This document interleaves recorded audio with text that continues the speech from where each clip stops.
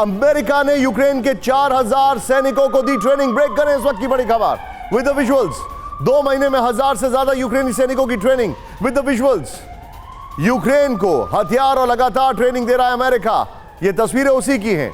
CNN की report में किया गया दावा, अमेरिका ने 4000 यूक्रेनी सैनिकों को ट्रेनिंग दी है।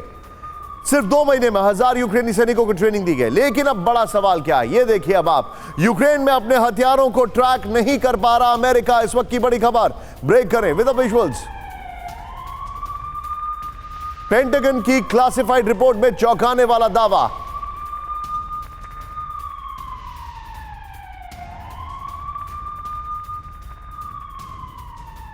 यह बहुत चौंकाने वाला दावा है। बड़ी संख्या में डिलीवरी हथियार फ्रंट लाइन तक नहीं पहुंचे हैं।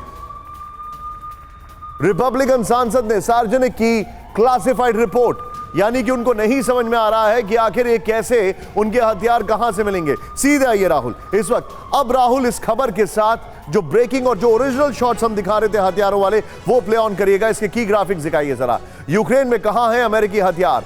पेंटागन 1 साल में यूक्रेन को दिए गए हथियारों को ट्रैक नहीं कर पा रहा है। मैं आपको हथियार की जो खेप है वो भी यहां पर दिखाने वाला हूं। यहां पर एक रिपब्लिकन सांसद ने गलती से एक क्लासिफाइड रिपोर्ट सार्वजनिक कर दी है। ये लीजिए, यहां पर कुल $113 बिलियन की मदद में 60% हथियारों पर खर्च हुआ है। फुल फ्रेम पे की ग्राफिक्स दिखाइए एक बार फिर से ये बताना चाहूंगा डेटा। कुल 113 बिलियन की मदद में 60% हथियारों पर खर्च हुआ है। रॉबर्ट स्टॉच पेंटागन अधिकारी हैं। यहां पर रिपब्लिकन सांसद ने कहा कि रॉबर्ट स्टॉच पता नहीं कर पाए हैं कि अरबों के हथियार कहां गए हैं। 30% हथियार ही फ्रंटलाइन। रिपोर्ट में दावा किया गया है, प्लीज मेरे साथ इसको मैच करिए। रिपोर्ट में दावा किया गया है यूक्रेन को बड़ी संख्या में डिलीवर किए गए हथियार गायब हो गए। एमनेस्टी इंटरनेशनल ने कहा था कि सिर्फ 30% हथियार ही फ्रंटलाइन तक जा रहे हैं। यह एक बहुत बड़ा गोरख धंधा चल रहा है। सोचिए अब आप जरा। मैं चाहूंगा इस खबर के साथ, ये बहुत बड़ी खबर है। इस खबर, ये दोनों ब्रेकिंग लाई है, दोनों शॉट्स के साथ सीधे क्विक रिएक्शन में लेना चाहूंगा यहां पर जनरल सुधाकर सर से। सुधाकर सर, एक तरफ हथियार दे रहे हैं और दूसरी तरफ हथियार कहां दे रहे हैं ये पता नहीं है। और ये मुझे अच्छी तरीके से पता है कि अमेरिका के अपने बहुत बड़े लाइजनर्स हैं जो कहीं ना कहीं कुछ ना कुछ गोलमाल करते रहते हैं। बिल्कुल निशांत, ये पहली बार इस किस्म की रिपोर्ट नहीं आ रहा है। इससे पहले अपना ध्यान अगर मिडिल ईस्ट की तरफ ले लेते हैं, इराक में इस किस्म का एक रिपोर्ट आया था। मान के चलिए 20 साल के अंदर इराक और अफगानिस्तान के ऊपर जो खर्चा हुआ है, करीब करीब $8 ट्रिलियन खर्चा हुआ है। और ग्राउंड में जब जाके वो चेक करते हैं, उनका एक टीम आता है, इंस्पेक्टर जनरल, ग्राउंड में जब सर्वे या एसर्टेन करने जाते हैं तो देखते हैं कि यही तकरीबन यही मिलता जुलता रिपोर्ट 30 से 40% ज्यादा ग्राउंड में यूज हुआ है। तो कहाँ जा रहा है?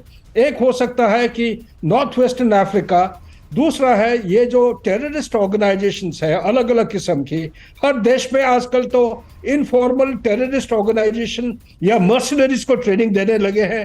तो सारे देश जो है ये हथियार को रीडायरेक्ट करके, डाइवर्ट करके शायद इसी तरफ जा रहा है।